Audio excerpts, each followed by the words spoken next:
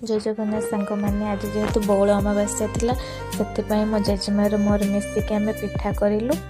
देखु मो जेजेमा को बहुत पिठापणा विषय रे बहुत जना मुझे टे साहाय्य करदेली। तापर आम फाइनाली आम बौर मोर आसिक बसीगलु। देखु से पिठा करुची बहुत साइज रे ही से सब पिठा करदेला। तापर देखु मुझे अलैच गरम पानी पकईदेली। तापर क्षीर बढ़ सारा टे चीनी पकईदेली।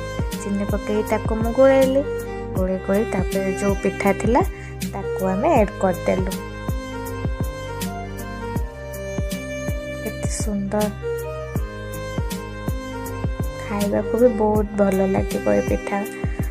देखु ताको मु गोलुची केते बेले हबो मुझे टे खाइबी अपेक्षा करी करी फाइनाली आमर हो गला। ये पिठा क्या भल लगे।